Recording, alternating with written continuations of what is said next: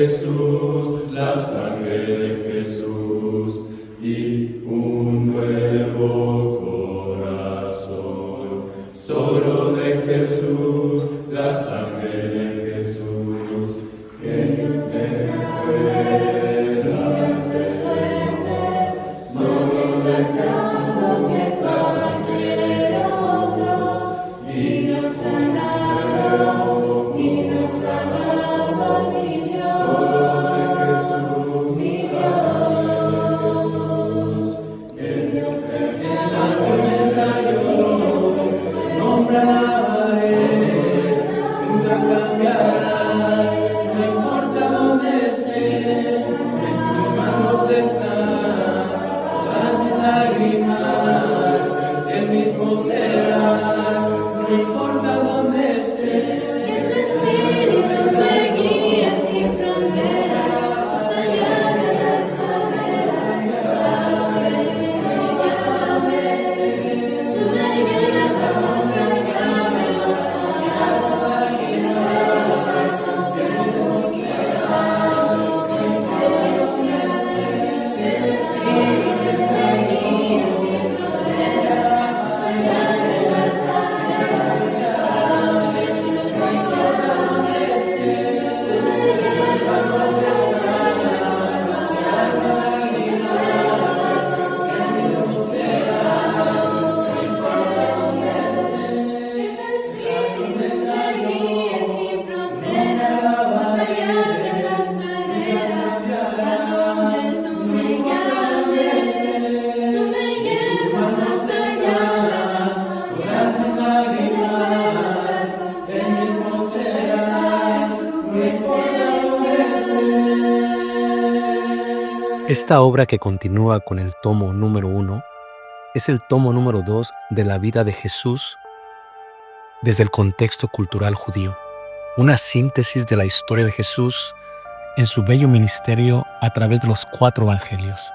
La misma combina el análisis textual, las fuentes, el contexto histórico, contexto cultural, la religión y la identidad de nuestro Mesías, nuestro Señor Jesús. El contexto judío es fundamental para entender tanto la vida de Jesús así como su influencia que ha tenido a través de nuestra vida, pues Él habló a una multitud que practicaba muchas cosas que suelen ser entendidas solo a través de ese contexto cultural. He aquí, en este tomo número 2, hablamos de la parte final de su ministerio, lo que sucedió a través de los juicios y cómo fue que llegó a la cruz con mucho amor para cada uno de nosotros. Pero no solamente estamos presentando el tomo número 2, presentamos también el tomo completo, Jesús, Cultura Judía, donde se incluye el tomo número 1 y el tomo número 2 en uno mismo. He aquí, el mismo cuenta con más de 600 páginas que ilustran lo que hemos explicado. Esperamos este libro sea de gran bendición para ti como lo ha sido para nosotros, después de estudiar, analizar, investigar y aún visitar la tierra prometida, de donde probemos algunas fotos de ello. Dios te guarde y te bendiga. Esperamos sea de bendición para ustedes. Shalom, shalom. Gracias. El concepto de la santificación tiene como propósito apartar algo para el uso exclusivo. Si ustedes abren sus Biblias en la primera carta de Corintios, capítulo 6, versículo 11, se darán cuenta de la manera en que el apóstol Pablo trata de explicarlo. Cada palabra es importante, pero siempre hay una relación intrínseca entre lo que es lavar, santificar, justificar y purificar. La palabra de Dios, el apóstol Pablo trata de explicar un proceso que es la esencia del evangelio.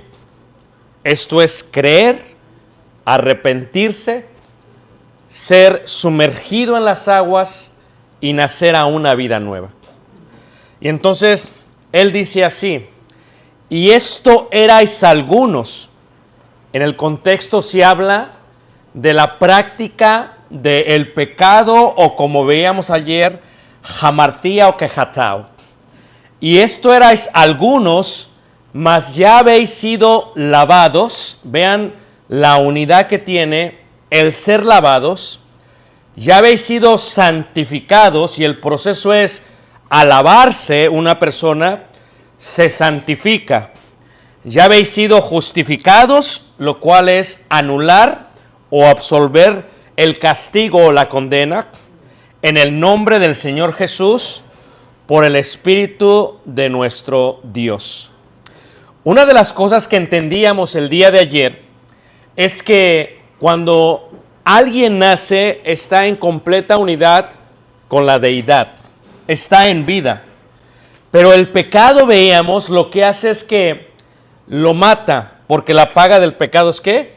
Es muerte, y lo coloca en un estado de condenación.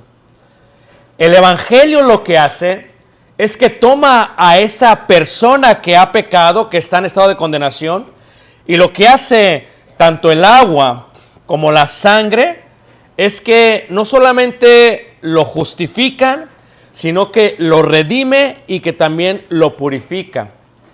¿Con qué propósito?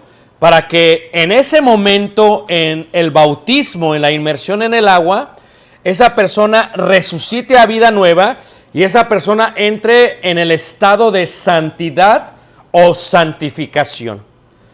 Esto es, entra en un estado de apartarse para el uso exclusivo de Dios.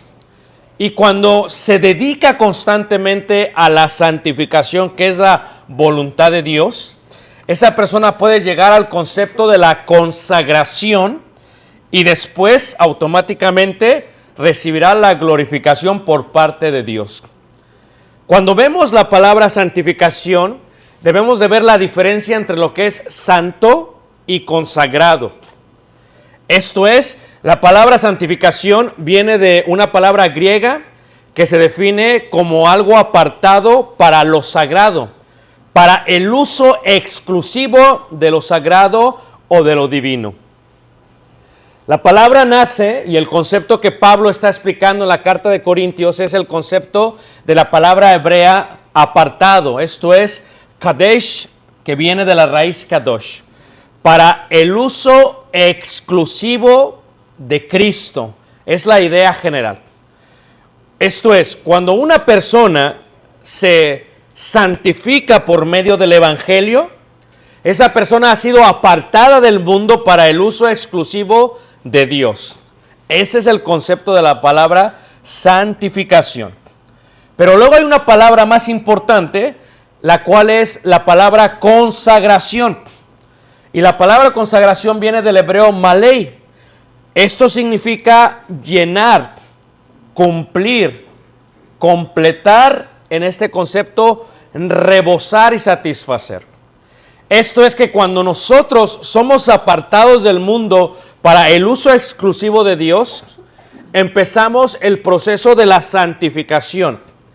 Pero cuando alguien se dedica a la santificación, esa persona puede llegar a consagrarse de tal manera que su vida total es consagración en santidad. Y el fruto de la santificación es la vida eterna. En este concepto lo que hacemos es que la santificación es el momento en el que somos apartados para el uso exclusivo de Dios. Esto es cuando la sangre que es derramada, el agua lava el cuerpo y el aceite cae sobre nosotros para que la sangre purifique, el agua lave y el aceite unja. Este es un proceso que se entendía bien en el concepto de los levitas del Antiguo Testamento.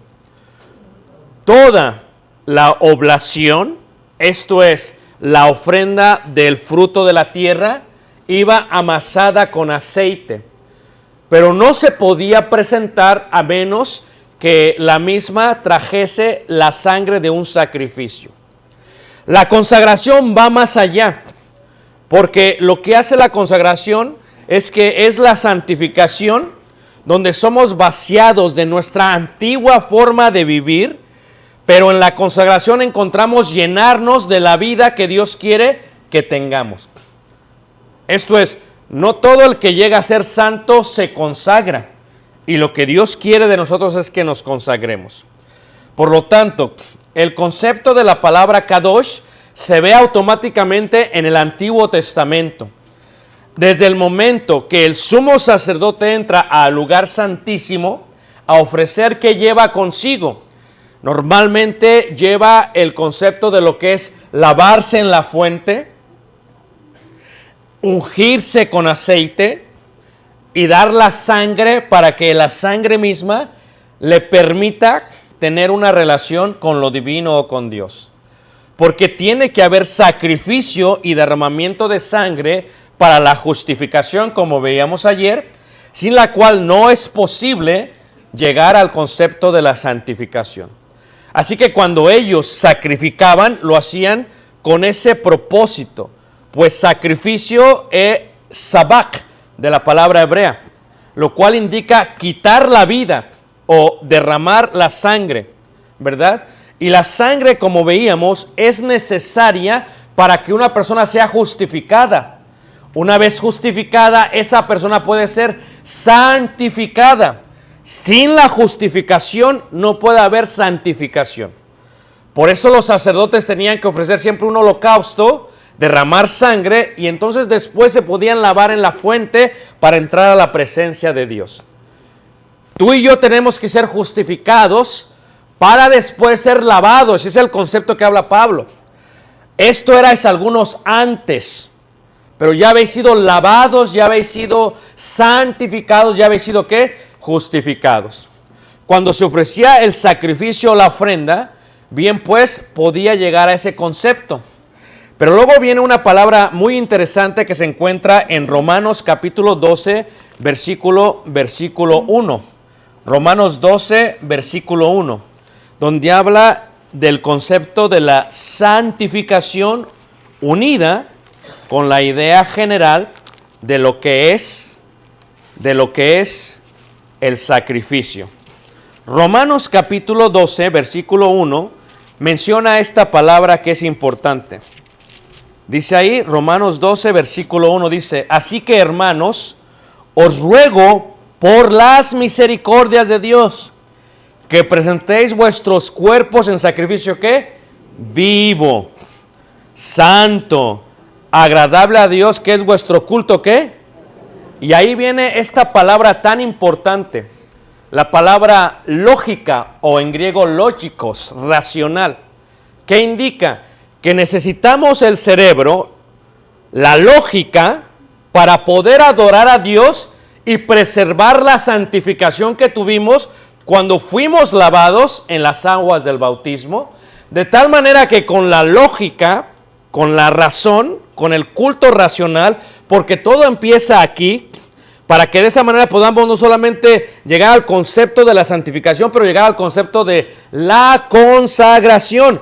Pues sigue diciendo ahí, versículo 2, no os conforméis a este siglo, sino transformaos. ¿Dónde? Por medio de la renovación de vuestro, ¿qué? Aquí, lógico. De aquí viene la idea. Lógico. Esto es, si tú nos visitas esta hermosa tarde, es importante entender que tienes que usar este culto racional. Culto racional para poder dar tu cuerpo en sacrificio vivo a Dios. Y ahí iniciaría el concepto de lo que es la santificación al ser lavado tu cuerpo.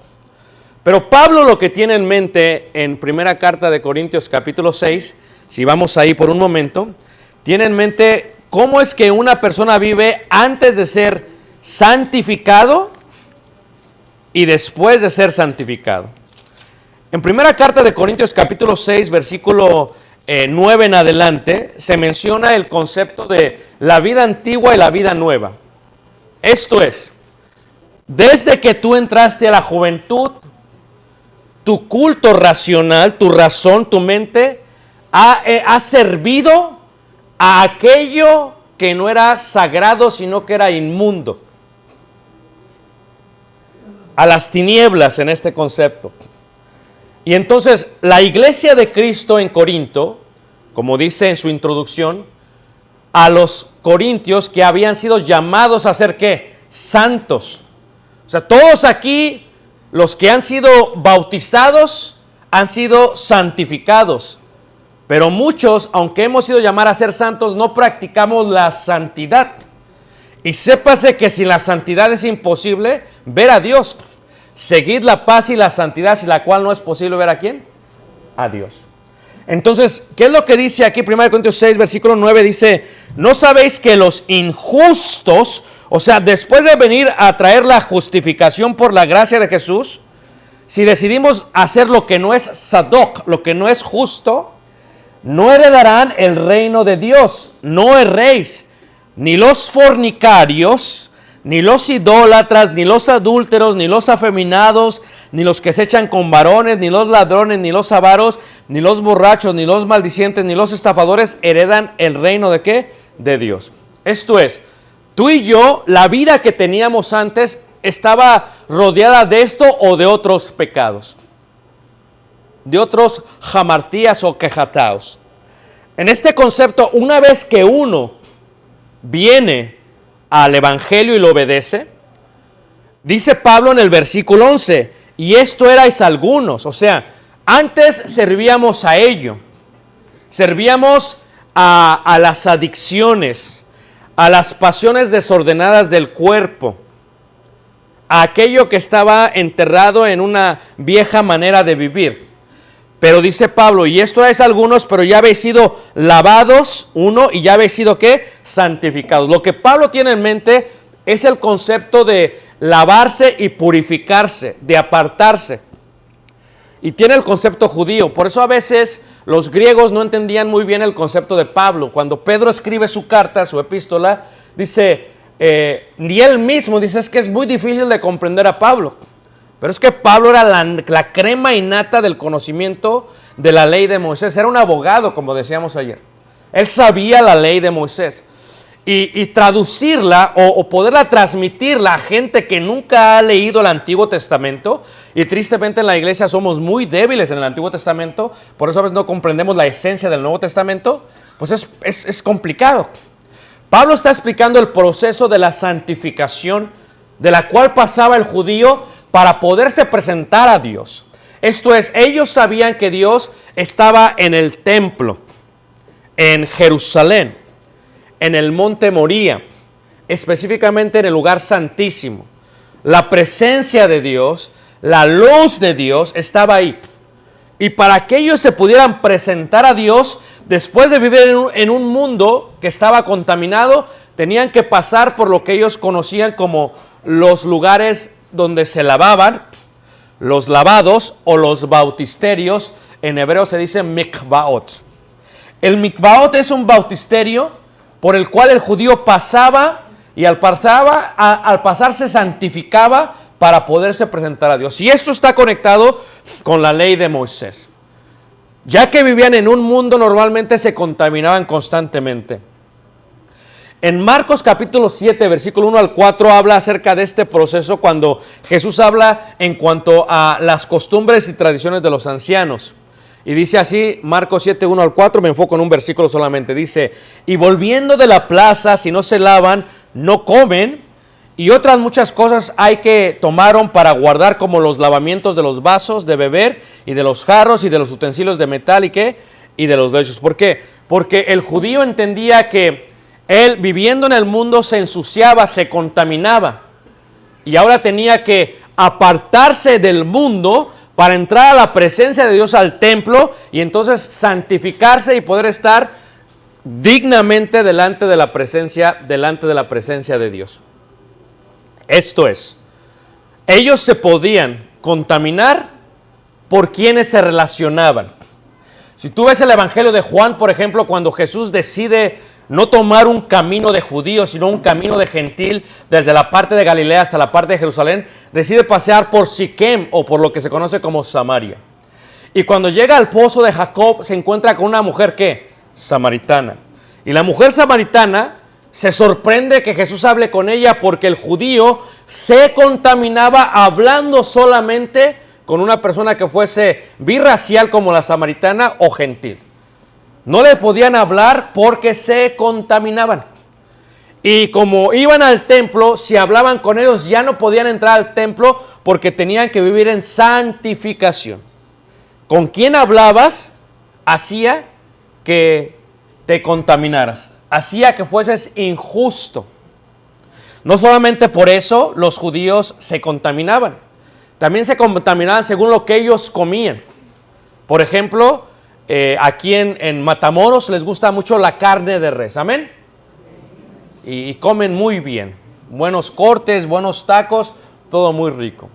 La ley de Moisés implica que el judío podía comer carne de res.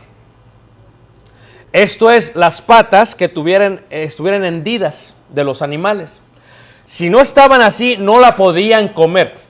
¿Por qué podían comer la carne de res? Porque, ¿qué es lo que hace la vaca?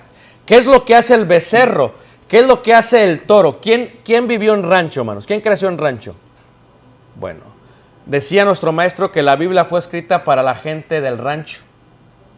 Porque los que somos de ciudad no entendemos muchas cosas. Pensamos que la leche viene del HIV.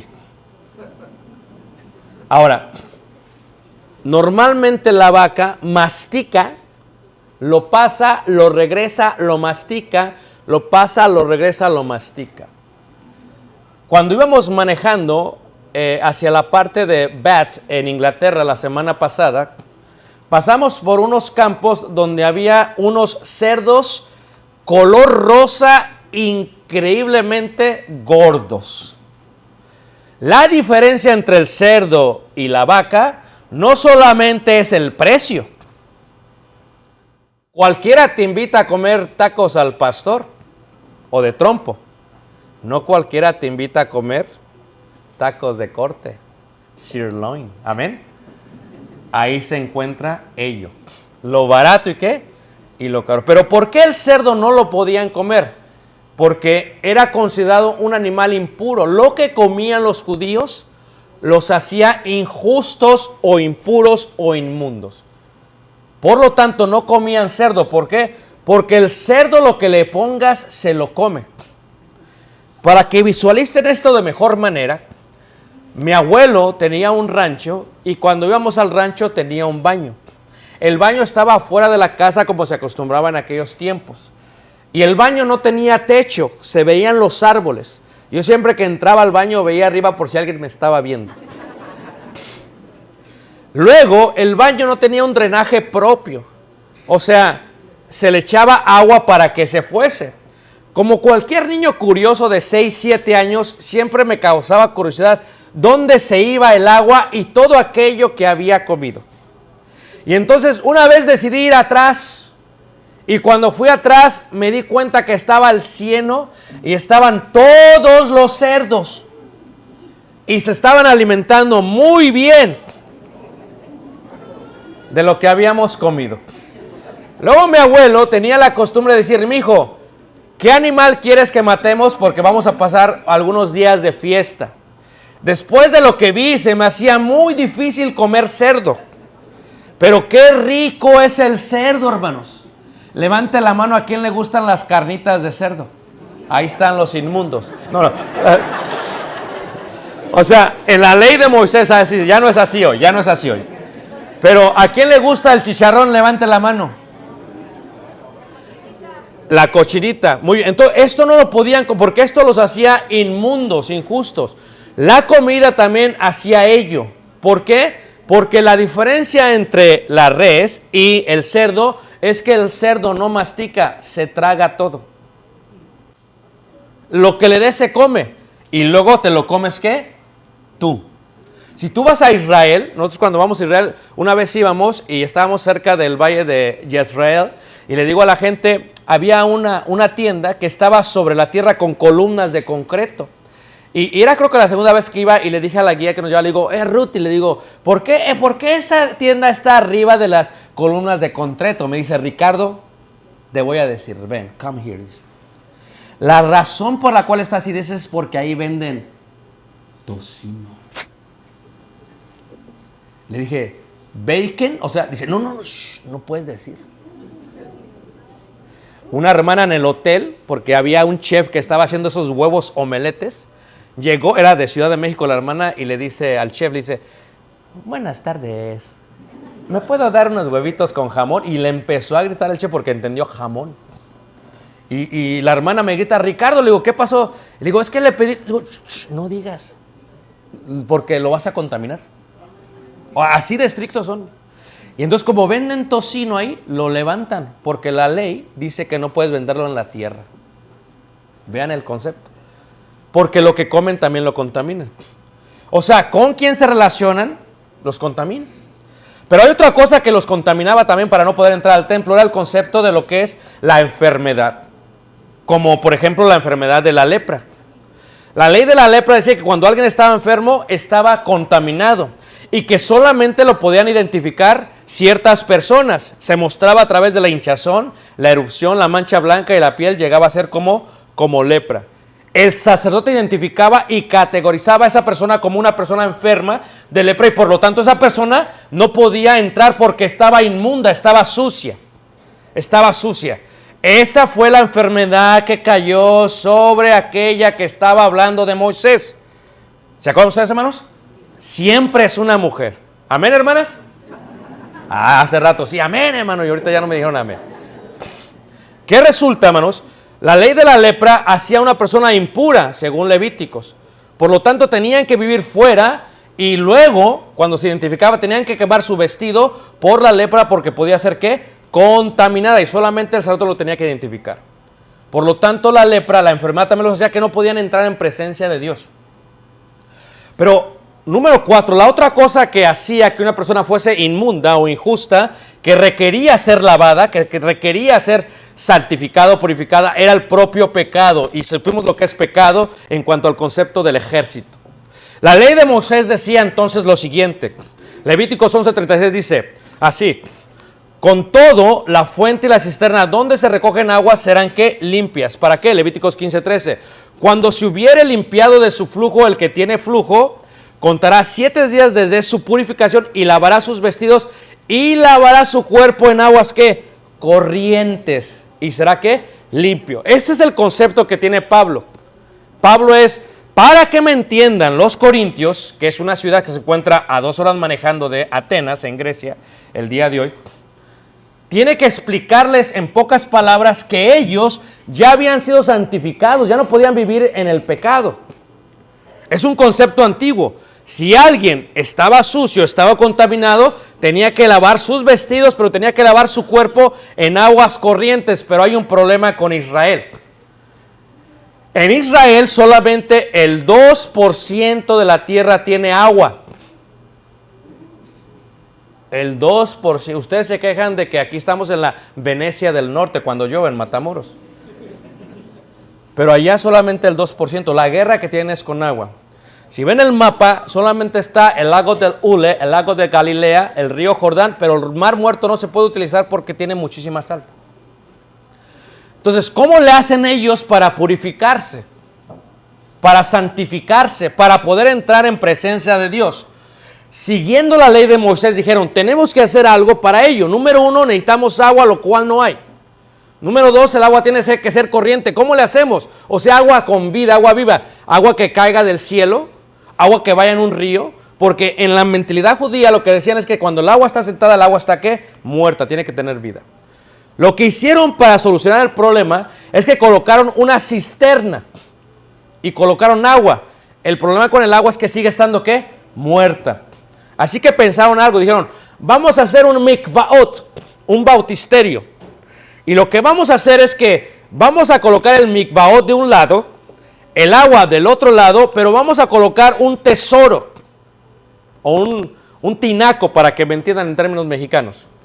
Y cuando llueva, porque solamente llueve 2 meses en Israel, vamos a preservar el agua en el tinaco o en el tesoro, la lluvia, y entonces la preservamos para que cuando alguien quiera entrar al templo, esa persona pueda ser santificada y entrar en presencia de Dios. Y lo que vamos a hacer es que vamos a colocar un tubo, ¿verdad? Y cuando alguien quiera ser purificado, santificado, se va a colocar el agua, vamos a abrirla y el agua va a correr, el agua ya es corriente, entonces me purificó. Y todos los mikvaot tienen 7 escalones. Los judíos son muy precisos en cuanto a los escalones, en cuanto a los números, ¿verdad? Y los 7 escalones que tenían, lo que hacía es que el judío normalmente se lavaba a sí mismo. Ese fue el cambio que trajo Juan el Bautista. Los judíos estaban acostumbrados a lavarse ellos mismos. Ellos llegaban a un mikvaot, entraban desnudos, entraban al primer escalón, seguían hasta el 6º escalón. En el 6º escalón levantaban las manos hacia el templo donde estaba la presencia de Dios, y al bajar el 7º escalón ellos se sumergían, se bautizaban, para que me entiendas, se metían al agua y salían lavados para dedicarse al uso exclusivo de las cosas de Dios. Cuando viene Juan el Bautista, cambia todo esto. Eso fue radical para el judío, porque Juan el Bautista viene y ahora Juan el Bautista bautiza a la gente.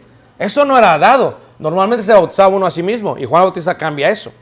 Si tú vas a Jerusalén y vas al museo, ¿verdad?, de Jerusalén, se encuentra una maqueta de los tiempos del Señor Jesús, como se ve aquí. En esta parte de la esquina, ahí es donde se encuentra lo que es el pináculo del templo. Si la vas de vista de pájaro, se encuentra, ¿verdad?, lo que es el pórtico de Salomón, la parte roja, el patio de los gentiles y el templo. Si la ves desde otra parte, desde la parte del oriente, se puede ver cómo el muro está así y está la puerta de las ovejas. Pero si ves de la parte sur, de la parte de Hulda, de las puertas de Hulda, en esta parte de abajo se encuentran cientos de bautisterios o mikvaot. Aquí están. Estas fotos las tomé yo. Puedes ver estos mikvaots aquí y los puedes ver aquí. Y hasta el día de hoy tienen agua corriendo.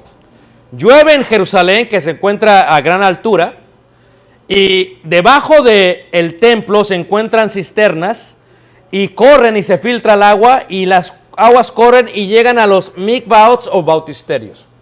Ahí fue donde fueron bautizados los 3000.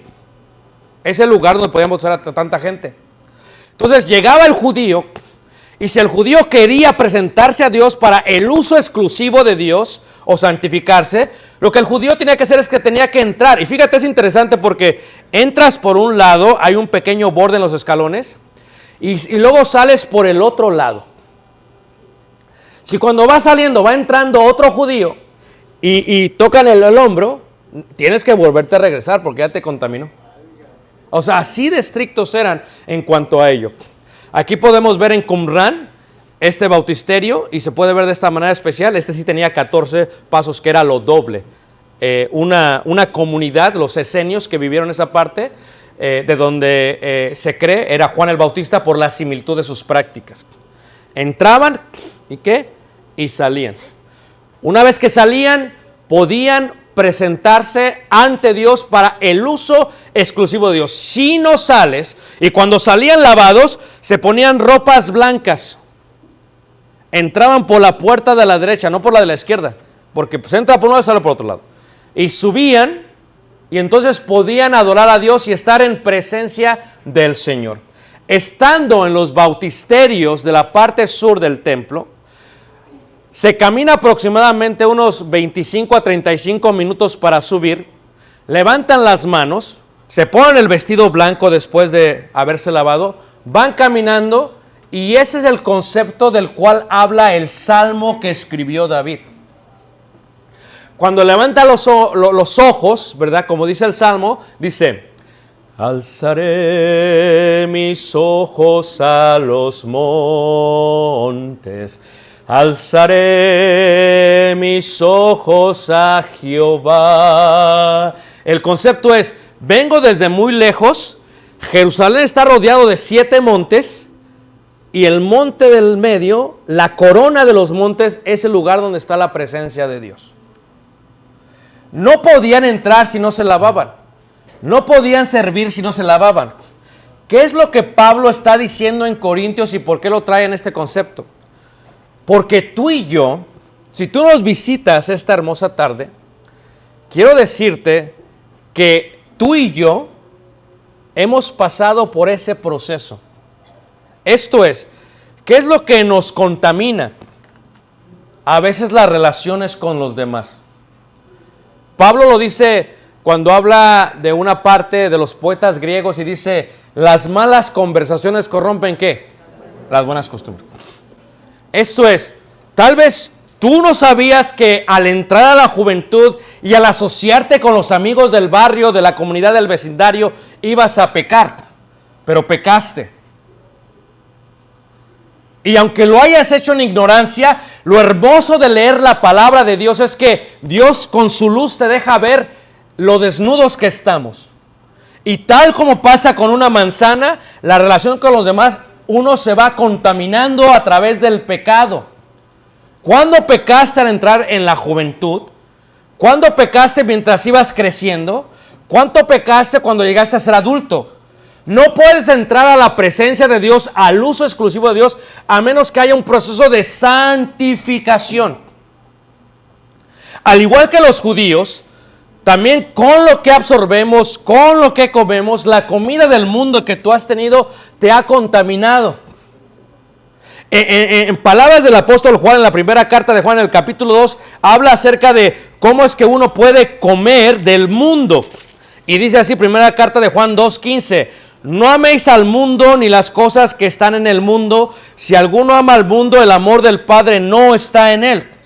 Porque todo lo que hay en el mundo, los deseos de la carne, los deseos de los ojos y la vanagloria de la vida, no provienen del Padre, sino que del mundo. Y el mundo pasa y sus deseos, pero el que hace la voluntad de Dios permanece ¿para qué? Para siempre. ¿Qué quiere decir esto?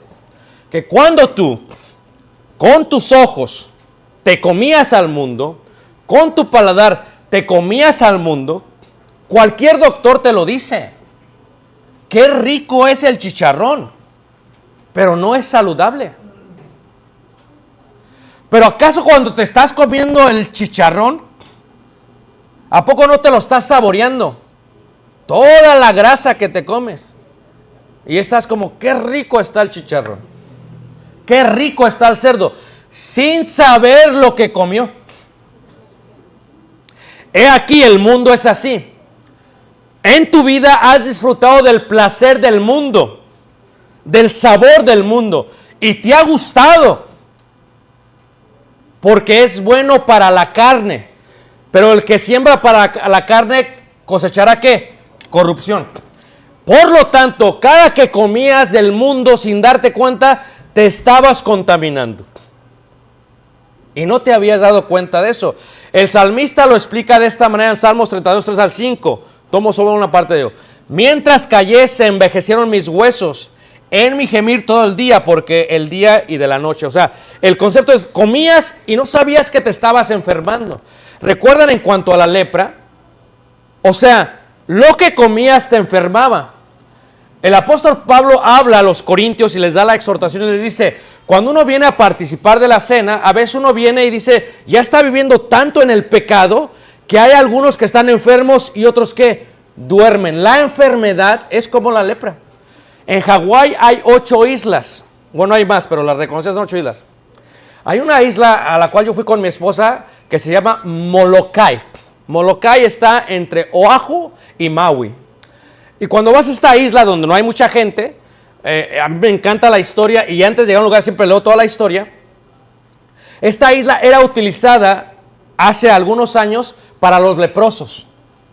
Tomaban a alguien que tenía lepra y lo aventaban en la isla que ahí viviera. ¿Cómo te das cuenta que alguien tiene lepra? Decían ellos. Cuando se encuentra la llaga, empieza a carcomer la carne. Te das cuenta cuando se pierde la sensibilidad. Agarraban un cigarro, una colilla de cigarro, y quemaban y no sentía nada. Eso es lepra. Y la lepra se empieza ¿a qué? A esparcir. Asimismo tú, con el pecado que has cometido sin darte cuenta, toda tu alma está llena de lepra. ¿Quién lo identifica? Un sacerdote. Por eso cuando alguien te predica la palabra de Dios, lo que está haciendo el sacerdote es que te está identificando la lepra. No te gusta a ti, porque ¿a quién le gusta que le digan que está enfermo? Por eso mucha gente no va al doctor. No porque no se sienta mal, sino porque se engaña a sí mismo. Y lo dijo Pablo, no os engañéis a vosotros, ¿qué? Mismos. Por eso cuando alguien oye la palabra de Dios, ¿qué sucede? Está la palabra de Dios cayendo de tal manera que hace que la persona se dé cuenta que está enfermo del pecado. Enfermo del pecado. En este caso, muerto. Por eso dice Pablo que en la iglesia, muchos que fueron llamados a ser santos, como ya no viven en santidad, sino que viven en inmundicia, en los placeres de la lengua, en los placeres del cuerpo, en los placeres de la inmundicia, en los placeres de estar en conversaciones que corrompen, están dormidos, están muertos. Y su andar y su caminar es ese. Quiero decirte que si tú no has obedecido al Evangelio, estás enfermo. Y cada día que pasa, tu alma se está llenando más de lepra. Y la única manera para poderte presentar ante Dios es que pases por el proceso de la santificación o del lavado. Isaías capítulo 53, versículo 4, habla acerca de la enfermedad. Y dice cómo es que Jesús fue el quien llevó ello. Dice, ciertamente llevó Él nuestras, ¿qué? Enfermedades. Y sufrió nuestros, ¿qué? Dolores. Jesús, por su gracia, nos ha justificado. ¿Es suficiente? No. Tenemos que pasar por el proceso de lavamiento del cuerpo, por el proceso de la santificación, lo cual tiene el agua aquí atrás y el poder de la sangre de Jesús. Porque el agua lava, pero la sangre purifica.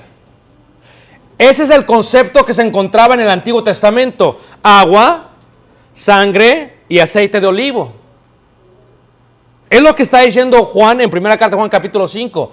3 son los que dan testimonio en el cielo, el Padre, el Verbo y el Espíritu Santo. Y 3 son los que dan testimonio en la tierra, el agua, la sangre y el Espíritu Santo. El agua, la sangre y el aceite de olivo. Porque la unción del Santo es el Espíritu de Dios. Y en el momento que tú vienes a las aguas del bautismo, se te está ungiendo con el aceite del Espíritu de Dios. Para que de esa manera seas ungido. ¿Qué es lo que significa cristiano? El que fue ungido. Cristiano de Cristo, del arameo mesiaca, de alguien que fue ungido con aceite. Y tú y yo hemos sido ungidos por aceite. Y en ese momento Él lleva nuestras enfermedades. Él cuando sales, tal como aquel soldado, aquel capitán, ¿verdad? Que entró al agua, al río Jordán, ve el agua y dice, no, pues hay mejores ríos en otro lugar, le dice el otro. Sí, pero no es el agua, es el poder de Cristo en el agua. El contexto es eso. Y también, ¿qué es lo que hacía el pecado? No solamente estás enfermo, pero como veíamos ayer, estás muertos en delitos y pecados. El pecado te ha inundado. El pecado te ha inundado. Y tú como yo queremos salir de ello. Y para salir de ello, tienes que entrar al proceso de el lavamiento y la santificación. Todo el Nuevo Testamento habla de ello. Marcos 16 dice que el que creyere y fuere bautizado será ¿qué? Fíjate cómo siempre el bautismo está incluido en la predicación. ¿Por qué? Porque es el lavamiento para la santificación, para que haya un cambio entre lo antes y lo después. Esto era antes. Antes dedicábamos nuestro cuerpo a la inmundicia. A mí me encantaba el baile, hermanos.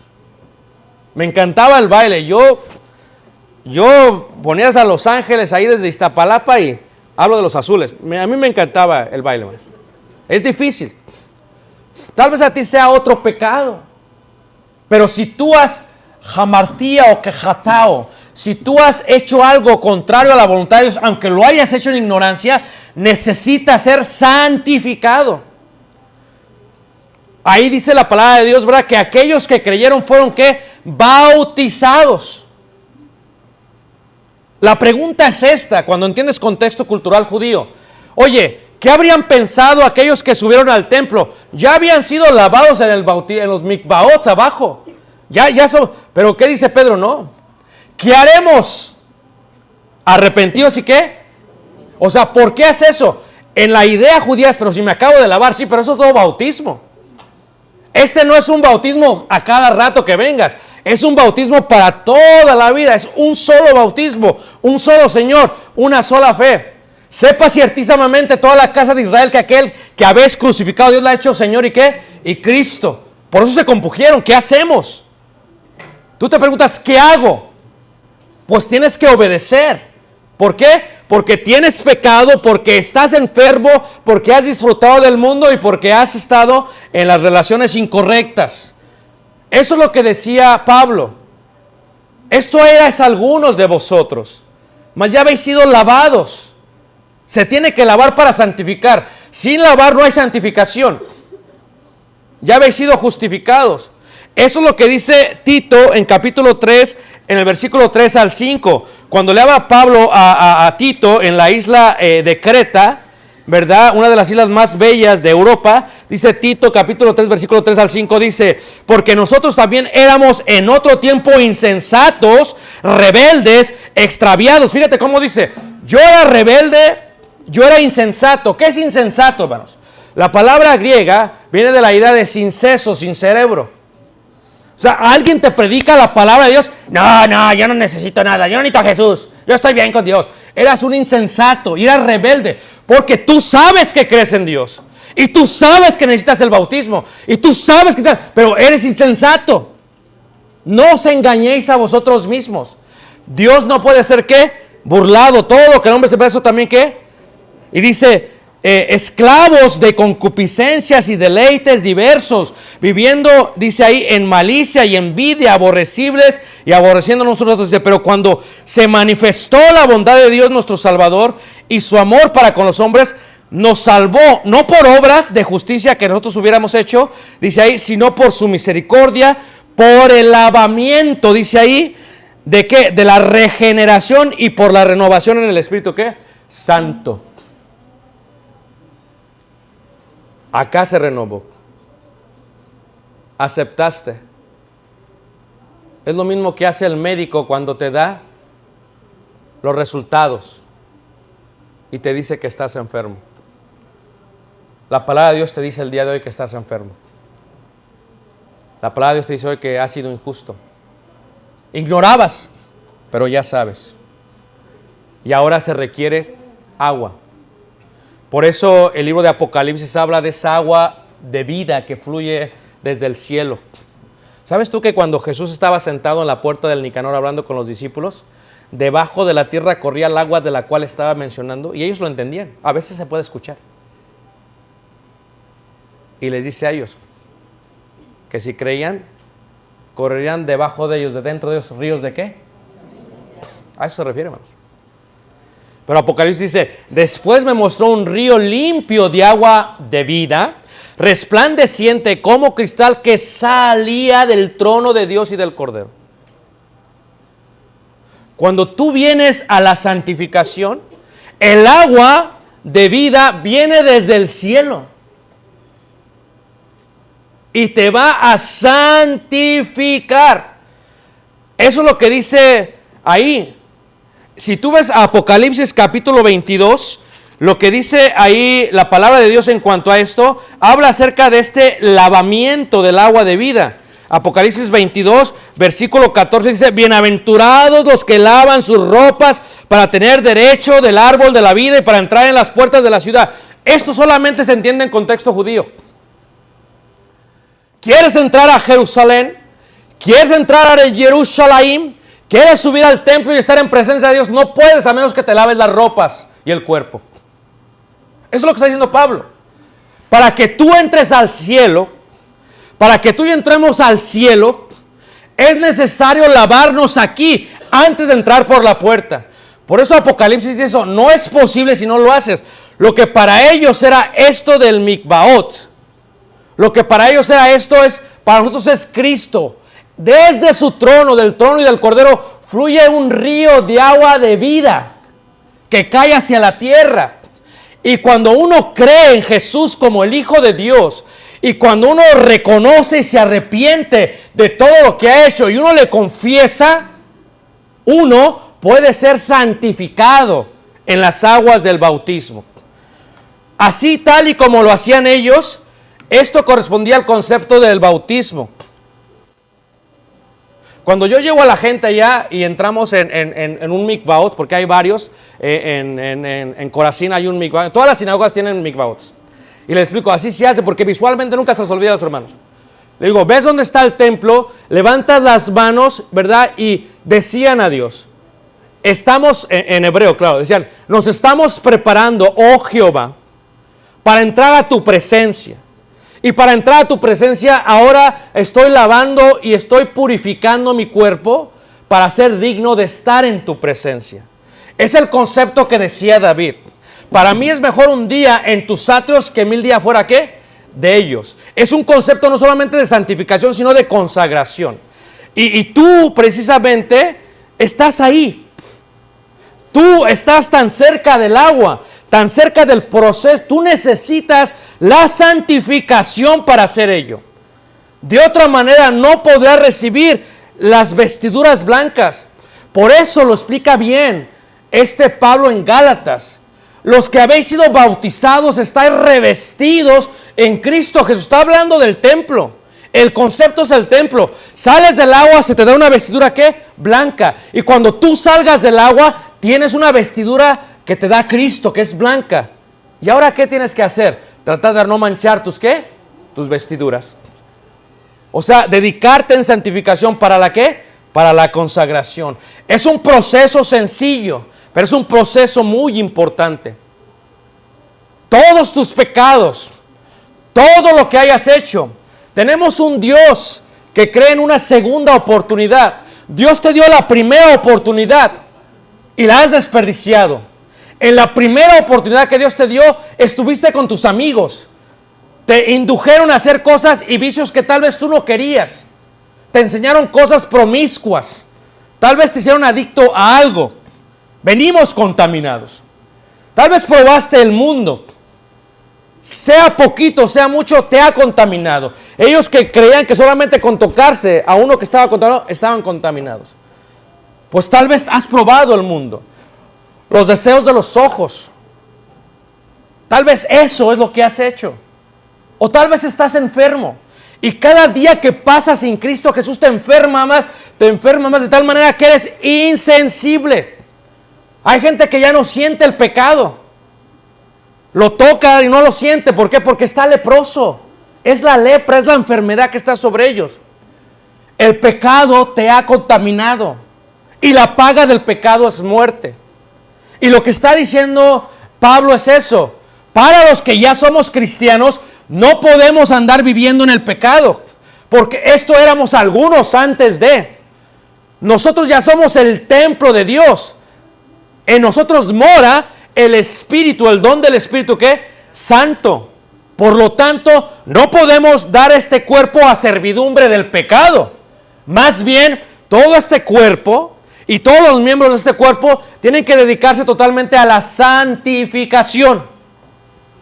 Porque el fruto de la santificación es vida, ¿qué? Vida eterna. Por eso muchos de nosotros estamos dedicados a la santificación, de manera que ahora estamos consagrados. Y eso es lo que Dios quiere. Pero tú que nos visitas esta noche,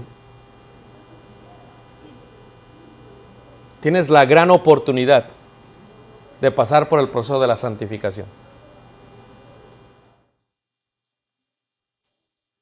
Puedes ser rebelde si sabes que yo no necesito nada e irte. Pero sin esto, no puedes entrar a la gran ciudad. Para comer del árbol de la vida, para entrar a la ciudad, tienes que hacer esto. Por eso la iglesia y el Espíritu dicen, ven. Y el que quiera beber, venga. Hermanos, muy pronto estaremos con el Señor. Pero ¿por qué Cristo no ha venido? Porque Él es paciente para con todos. Porque Él no quiere que nadie se pierda, sino que vengan al arrepentimiento. Y esta noche tienes una gran oportunidad. Tienes la oportunidad de entregar tu vida al Señor. No digas no sé, porque ya sabes. No digas no quiero, porque sí quieres. Hoy es día de santificación. Cuando yo me bauticé, ese día que fui a la iglesia no pensaba bautizarme. Yo fui y sentí el llamado de Dios porque entendí su mensaje. ¿Pero con qué lo sentí? Con la razón, con las lógicas, con la lógica. Todo hacía sentido. Todo estaba aquí. Y es costumbre en la iglesia que se espera para el último himno, que es un himno que invitas. Yo levanté mi mano, hice una pregunta y dije, me quiero bautizar. Entonces sorprendió, pues espérate, hay que acabar el servicio. No, yo quiero bautizarme. Porque la lógica entendí. El culto racional. Para dar un sacrificio vivo, hermanos, es un sacrificio que ha sido transformado en la mente y que por eso ha dejado de ser lo que éramos antes. Y hoy en día tienes esa oportunidad. La oportunidad de que tus pecados sean perdonados. La oportunidad de que recibas el don del Espíritu Santo. La oportunidad de que se abran las puertas de la gran ciudad. La oportunidad de ser revestido en Cristo Jesús. Y la oportunidad de vivir con Dios por toda ¿qué? La eternidad.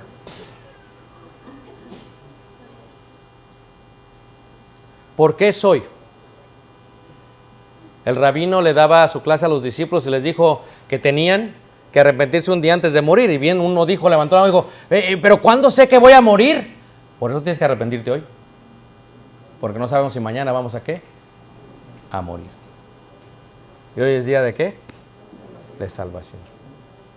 Hoy es día de santificación. Y tú necesitas la santificación. El agua fluye desde el cielo del trono de Dios. Si crees, de tu interior correrán ríos de agua, ¿qué? Hoy esta es la oportunidad que tienes. Te hablo como una persona que tiene cerebro. Yo sé que crees y yo sé que entiendes. Tal vez no lo planeaste, pero hoy es el día que te llama el Señor. Y qué hermoso ha de ser, hermanos, cuando Cristo venga por cada uno de nosotros. Por los santos. Hermanos, consagrémonos al Señor. Amigo que nos visitas, ¿crees en Jesús? Bien puedes. Pasa al frente. Levanta la mano y dice, yo creo en Jesús como el Hijo de Dios. Pasa al frente. Arrepiente de tus pecados.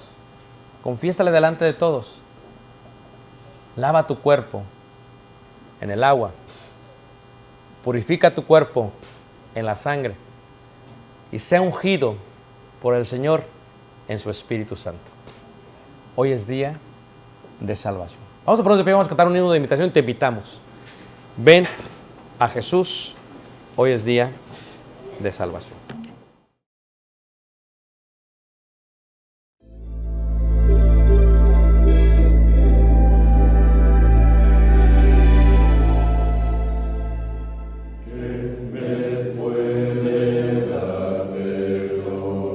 Solo de Jesús, la sangre de Jesús y un nuevo corazón. Solo de Jesús, la sangre de Jesús, que no se puede desprender.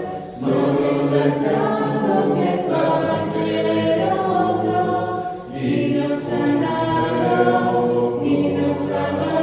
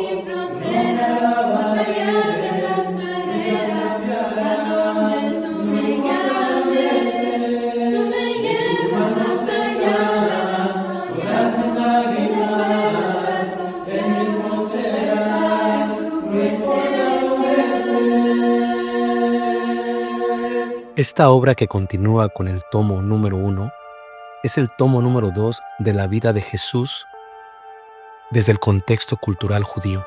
Una síntesis de la historia de Jesús en su bello ministerio a través de los 4 evangelios.